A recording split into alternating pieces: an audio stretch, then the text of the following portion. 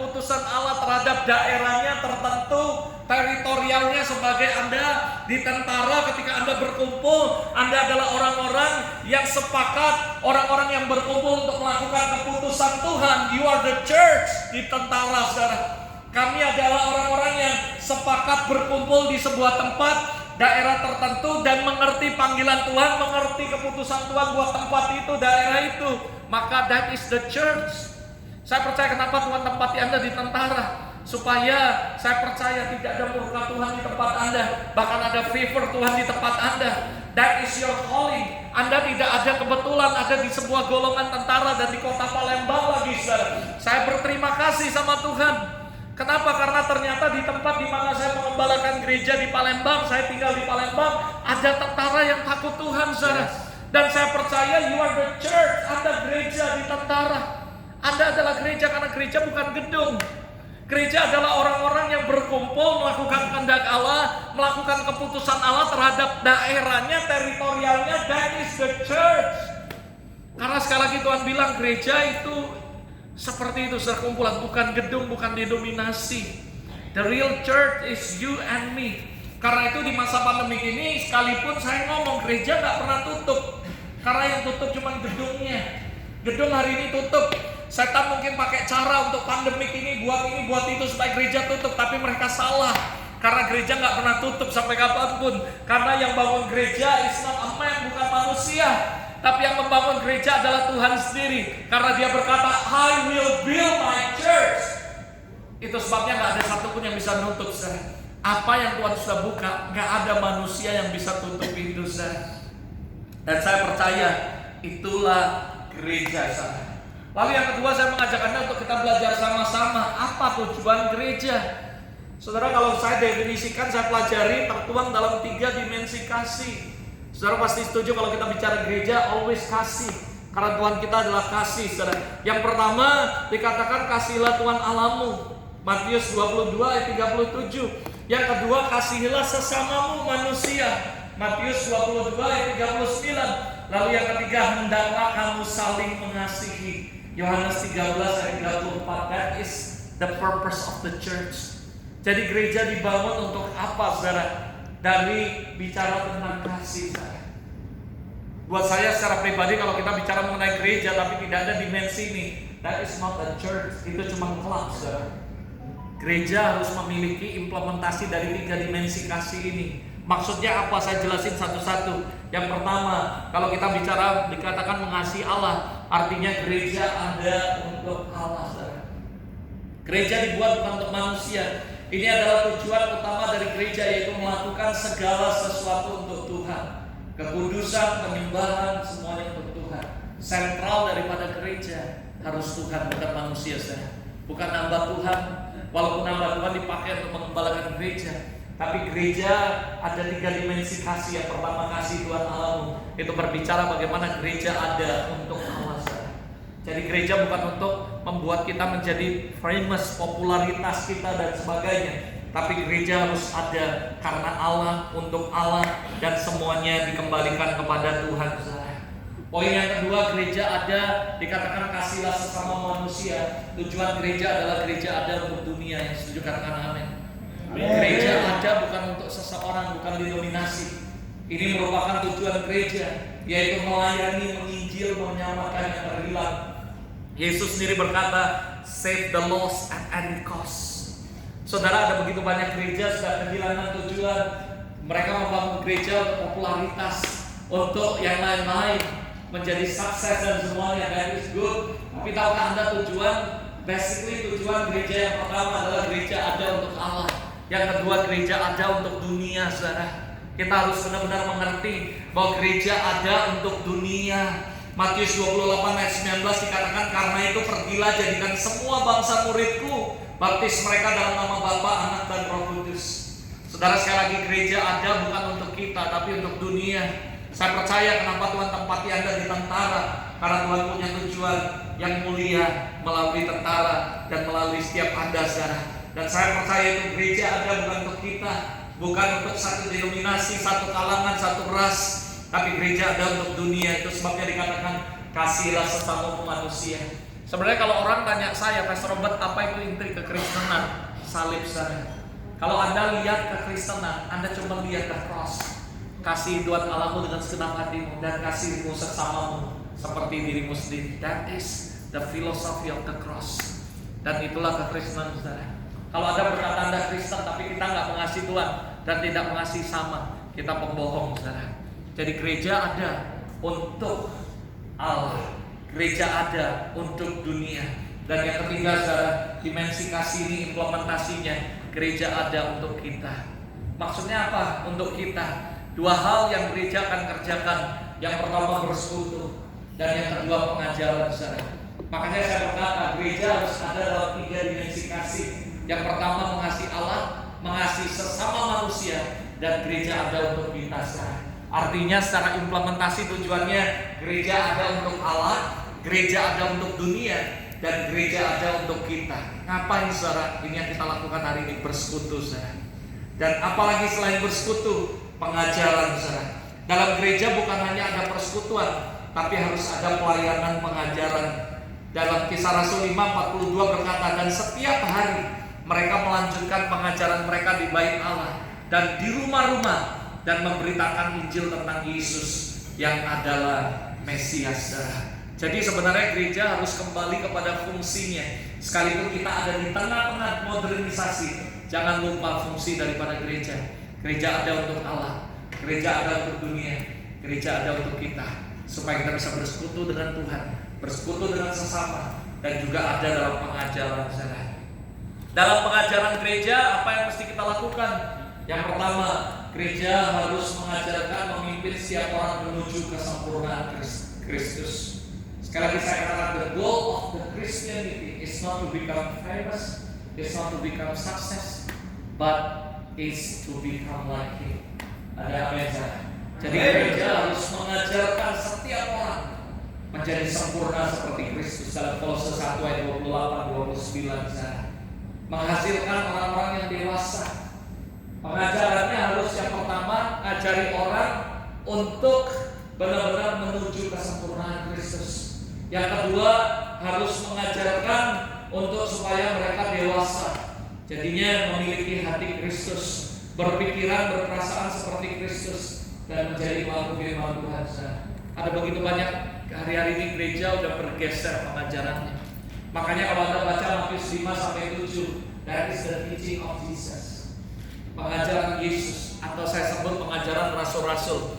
Dan kalau Anda memperhatikan Kisah Rasul 2:41-47, kenapa mereka berkembang demikian pesat? Karena mereka tekun dalam pengajaran rasul. Hari-hari ini pengajaran di gereja udah mulai berubah, saudara. Mereka tidak lagi menceritakan tentang Kristus lebih banyak, tapi mereka lebih menceritakan tentang keberhasilan mereka dan kebanggaan mereka, saudara. Hari ini saya kasih tahu gereja mesti back to the message, saudara, kepada the teaching of Jesus, saudara. The teaching of Jesus simpel sekali. Matius 5-7, that is the teaching of Jesus. Selama Yesus ada di muka bumi dan Dia melayani, kalau Anda baca Alkitab ada tulisan yang warna merah, itu perkataan Tuhan sendiri. Gereja harus kembali kepada back to the basic, the teaching of Jesus, pengajaran rasul. Kalau zaman pengajaran rasul, mereka dikasih tahu pengajarannya solid, berani mati buat Kristus. Hari ini orang boro-boro mati buat Kristus, saudara. Udah ketakutan duluan, saudara. Mereka bisa menyangkal Tuhan hanya karena hal-hal yang kecil, saudara. Saya melihat ada begitu banyak orang hari ini sudah mengalami pergeseran dalam pengajaran. Anak-anak Tuhan tidak lagi menjadi radikal, tidak menjadi solid, tidak lagi menjadi takut Tuhan dan memberi hidup mereka buat Tuhan. Dan hati-hati, saudara, dalam pengajaran kita harus terus mengajarkan orang menjadi dewasa, berhati Kristus, berpikiran dan perasaan seperti Kristus. Filipi 2 ayat 5 dikatakan, hendaklah kita memiliki pikiran dan perasaan seperti Kristus. Gereja harus kembali, sekalipun ada di tengah-tengah modernisasi, jangan lupa kembali kepada tujuan daripada Tuhan menciptakan gerejanya, saudara. Ada amin, saudara. Tuhan ciptakan gereja untuk Allah, untuk manusia, untuk ini, saudara, untuk dunia, dan juga untuk kita bersekutu bersama dan bersama-sama belajar the teaching of Jesus, belajar tentang kedewasaan, supaya kita menjadi serupa dengan Kristus dan kita memiliki karakter Kristus. Dan kita juga memiliki pikiran dan perasaan seperti Kristus, saudara. Yang ketiga, saudara, saya mau bahas tentang esensi gereja, pengertian gereja. Lalu saya bicara mengenai tadi tujuan gereja, dan saya mau bahas tentang esensi daripada gereja. Buat saya, kalau orang mengatakan that is the church, tapi tidak memiliki esensi, it's not the church, only the club. Kita bukan bangun klub, saudara. Buat saya, yang pertama, esensinya adalah mengalami Kristus. Jadi saudara, ketika kita ada di Hotel VIP ini, lalu kita bersama-sama belajar kebenaran Tuhan, Tuhan hadir di sini, Tuhan menjamah hidup Anda mengalami Kristus. That is the church, saudara.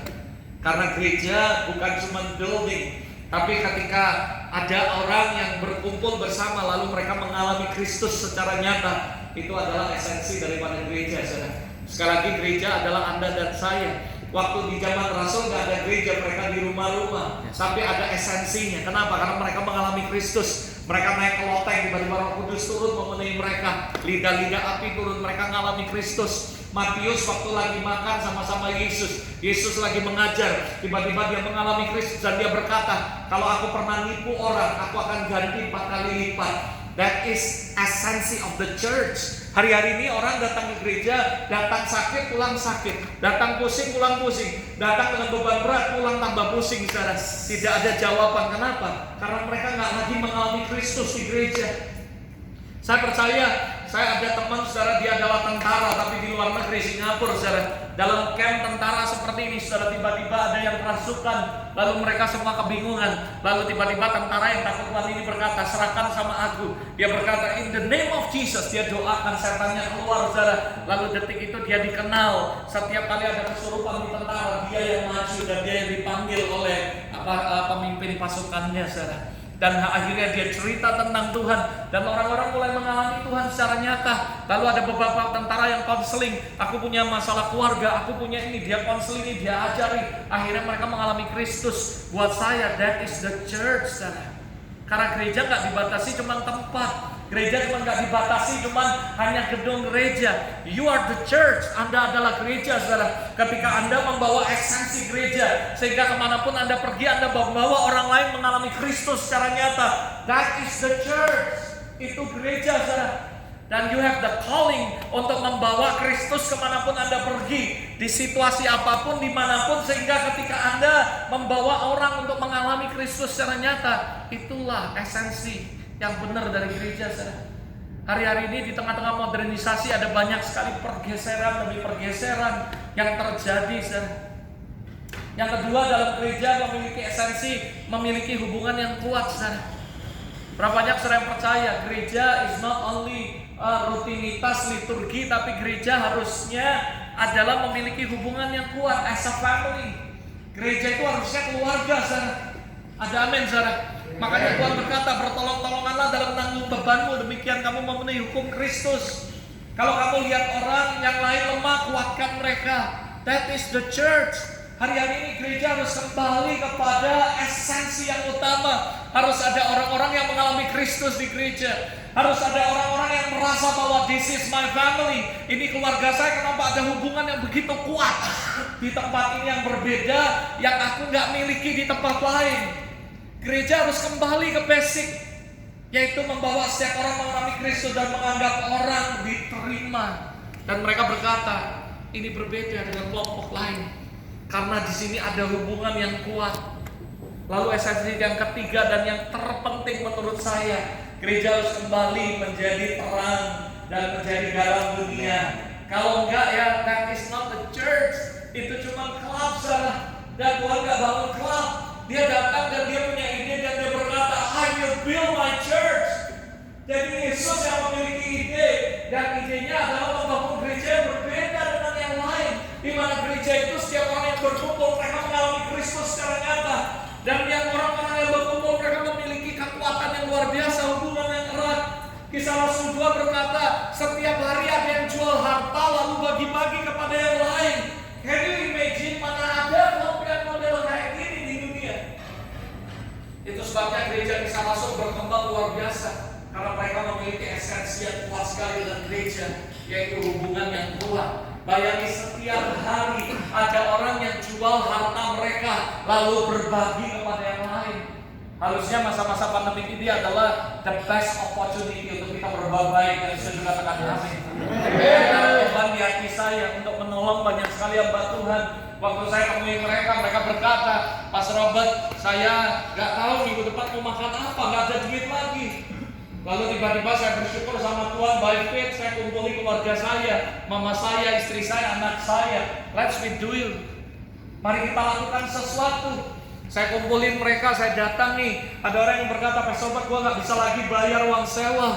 Pastor Robert, aku nggak tahu mau makan apa. Bahkan ada orang yang sudah jadi tukang ojek sana.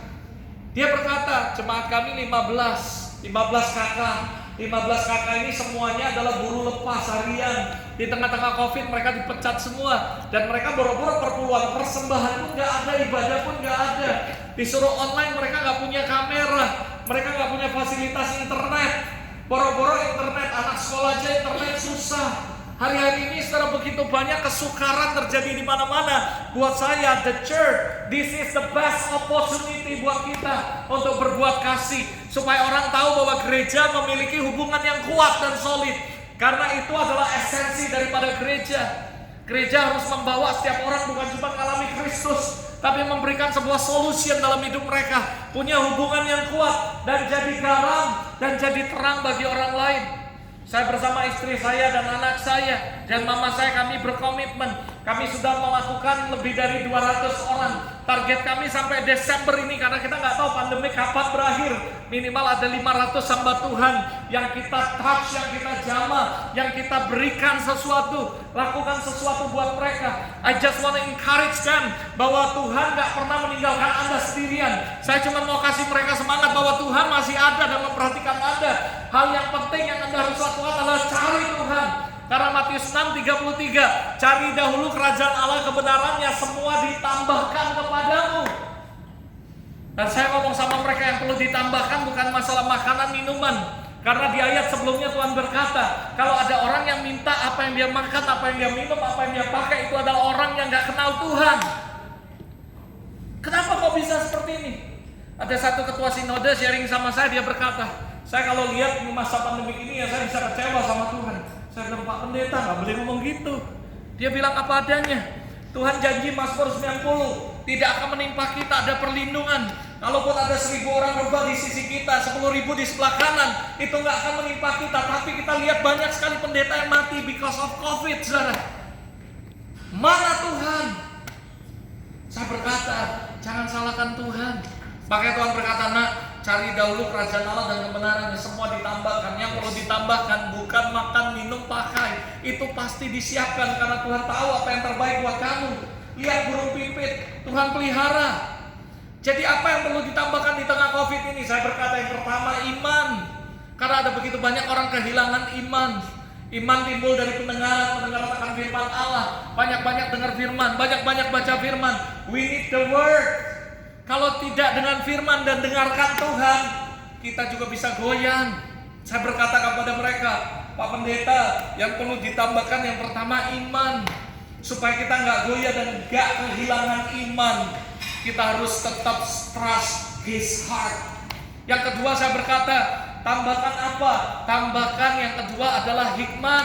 Kita nggak tahu sampai kapan kita harus bisa punya hikmat. How to manage semua hal dalam hidup kita in this pandemic, saudara. Karena kita nggak tahu sampai kapan pandemi ini berakhir. Kita harus punya hikmat Tuhan. Seperti Yusuf, ketika dia dikasih kelimpahan, dia memanage, dia mengumpul 1/5 sehingga masa kelaparan 7 tahun dia bisa survive. Saya kasih tahu di tengah-tengah pandemik selesai, kita punya masalah baru yaitu ekonomi, resesi dan semuanya. Makanya anak-anak Tuhan harus memiliki hikmat how we can survive. For the next year, tahun depan bukan hal yang mudah. Kenapa? Kalaupun bisnis, usaha sudah buka ya, daya beli sudah hancur, saudara. Dan untuk menaikkan daya beli masyarakat bukan sehari 2 hari, setahun 2 tahun. Makanya saya berkata tambahkan iman supaya kita masih tetap bisa percaya His heart. Tambahkan hikmat. Kembali lagi, saudara, tujuannya cuma satu, menjadi garam dan terang.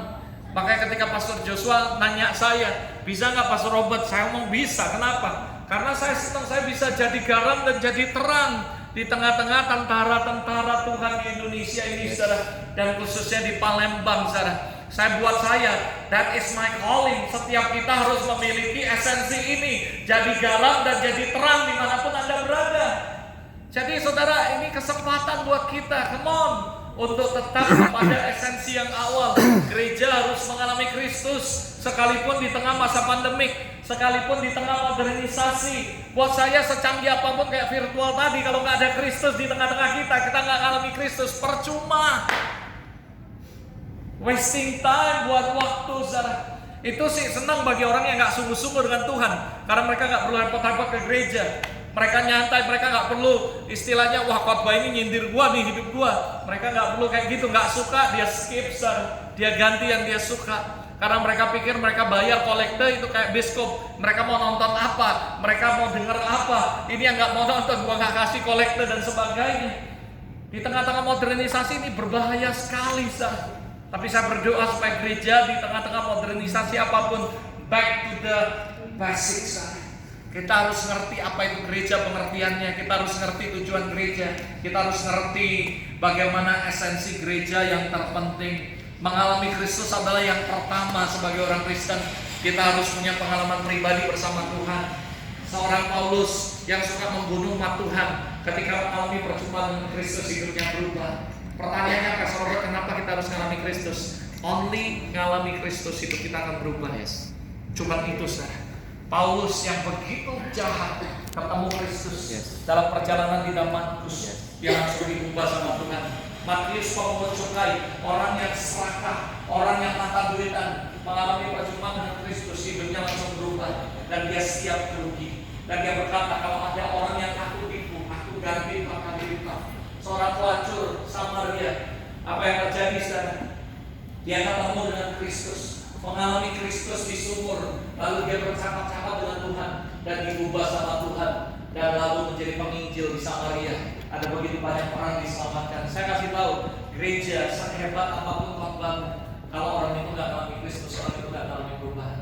Karena yang bisa mengubah orang bukan Roh Kudus. Ingat, Alkitab berkata, Roh Kudus yang menginsafkan manusia dan dosa.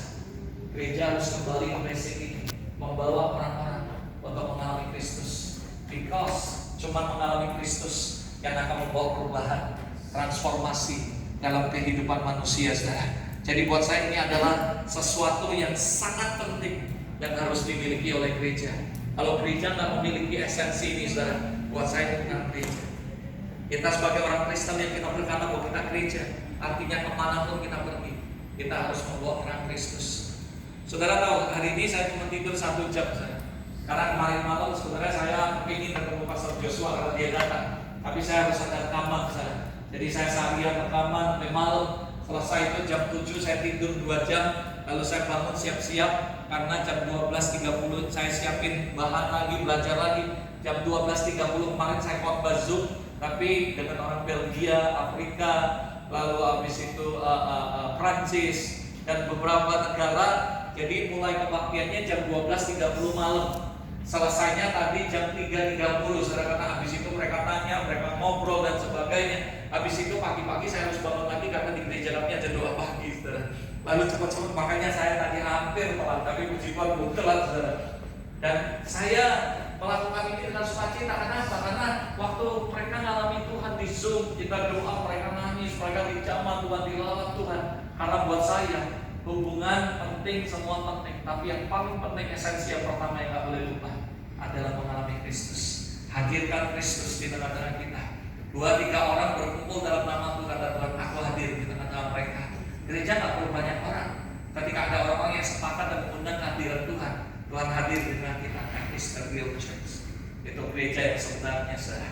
Hari ini buat saya bersyukur di tengah-tengah pandemi ini kami tetap mengalami Kristus secara nyata. My family, di gereja, dimanapun, mari saya mengajak Anda bersama-sama. Ini adalah esensi yang penting sekali, membangun hubungan yang kuat. Hubungan yang kuat akan dapat kita mengalami Kristus dulu. Ketika kita mengalami Kristus day by day, mengalami kebaikan kasih Tuhan, ketika mengalami didikan ajaran Tuhan, itu pun menguatkan kepercayaan kita serta hubungan kita dengan Tuhan dan hubungan dengan sesama. Menjadi garam, Matius 5:13, kamu adalah garam dunia. Jika garam itu menjadi tawar, dengan apakah dia diasinkan? Tidak ada lagi gunanya selain dibuang dan diinjak orang. Kamu adalah terang dunia. Kota yang terletak di atas gunung tidak mungkin tersembunyi. Be honest with you, sorry ya saya ngomongin, kalau hidup kita udah gak jadi garam, gak jadi terang, kita gak berguna.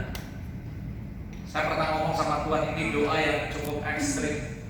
Tuhan, ini Robert Lee, kalau sampai hidup saya tidak lagi memberikan dampak sedikit pun ke orang lain, lebih baik saya pulang ke rumah Bapak. Karena hidup kita udah gak berguna. Our calling as a Christianity adalah menjadi terang dan garam dunia. Sebenarnya kalau gereja kehilangan esensi ini, gereja nggak lagi berfungsi, gereja nggak lagi memberikan impact. Makanya ketika pandemi terjadi, saya di gereja kami saya ngomong, kumpuli semua orang di sini, kita bagi sembako.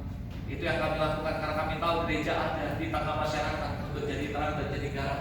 Di tengah-tengah orang belum punya masker yang bagus, kami beli masker yang banyak, kami beli beras berkalung-kalung, kami beli semua kebutuhan, kami panggil semua orang di komplek itu security, tukang sapu, tukang kebersihan, semuanya kami kumpulin dan kami ngomong, this is from the church, karena gereja peduli dengan lingkungan kita. Ngomong kosong kalau kita ngomong cuma jadi berkat bagi bangsa dan negara, tapi kita nggak melakukannya. Start from our family, our city, our community, komunitas di mana. Karena saya percaya satu hal, kamu ditaruh di sebuah tempat, itu punya tujuan Tuhan, tujuan ilahi dia taruh di dalam kehidupan Anda. I just want to encourage you, Tuhan gak kebetulan taruh Anda di tentara supaya Anda jadi terang dan jadi garam Tuhan di tengah-tengah pasukan Anda, sehingga orang akan lihat ini tentara beda dengan tentara yang lain, ini tentara berbeda dengan tentara-tentara yang lain. Kenapa saudara? Karena Anda membawa kehadiran Kristus dan orang akan mengalami Kristus. Kita punya hubungan yang kuat, mengasihi sesama, karena kita tahu kita dipanggil untuk mengasihi orang, bahkan orang yang membenci kita sekalipun salah. That is the Christianity. Lalu kita sadar bahwa esensi yang harus kita bawa kemanapun kita pergi, kita harus jadi terang dan kita harus jadi garam dunia. Yang percaya katakan amin. Sekali lagi saya katakan, di tengah-tengah modernisasi apapun, jangan lupa back to the basic. Sekalipun apapun yang terjadi, pandemik, modernisasi apapun, kita harus kembali kepada fungsi gereja. Anda harus ngerti what is the church. Sekali lagi, yang membangun gereja pertama kali bukan orang Romawi, bukan orang Roma, bukan orang Yahudi, tapi yang membangun gereja adalah Jesus Christ. Karena dia berkata, I will build my church. Gereja yang Tuhan bangun berbeda dengan yang denominasi bangun hari-hari ini. Gerejanya adalah apa, saudara? Yang saya sampaikan tadi, kembali kepada gereja. Gereja harus ada tiga dimensi kasih. Gereja mengasihi Allah, mengasihi manusia, dan mengasihi sesama saya. Artinya gereja yang pertama adalah ada untuk Allah, yang kedua gereja ada untuk dunia, dan yang ketiga gereja ada untuk kita saya. Untuk kita bersekutu bersama-sama dan untuk kita sama-sama mengalami pengajaran-pengajaran, diajar menjadi dewasa, menjadi sempurna seperti Kristus, memiliki karakter Kristus, dewasa dan memiliki pikiran perasaan seperti Kristus, dan menjadi pelaku firman Tuhan. Dan ingat, ada tiga esensi yang penting dalam gereja yang harus Anda ngerti, bahwa gereja mengalami Kristus. Kemanapun Anda pergi mulai hari ini, ingat, you are the church. Anda membawa kehadiran Tuhan, dan kehadiran itu yang akan mengubah orang-orang di sekeliling Anda. Punya hubungan yang kuat, mengasihi orang lain, bahkan mengasihi musuh kita. Dan yang terakhir, you are the light of the world. Kamu adalah terang dunia dan garam dunia. Yang percaya katakan amin. Amin. Kita tundukkan kepala sama-sama di hadapan Tuhan. Thank you Lord, terima kasih Tuhan. Bapak, hamba-Mu sudah selesai, tapi aku percaya Engkau belum selesai dengan setiap kami. Hari ini Tuhan, kami berdoa Roh Kudus Kau bekerja di tengah-tengah kami. Kami rindu Tuhan, ini bukan sekedar teori, tapi izinkan kami hari ini boleh mengalami Kau secara pribadi dalam hidup kami. Hari ini dengan hormat dimanapun Anda berada, Anda duduk dimanapun, mari saya mengajak Anda make a decision. Kalau hari-hari ini Anda berkata, ya Tuhan, hari ini aku sudah dengar firman-Mu, aku tahu gereja itu adalah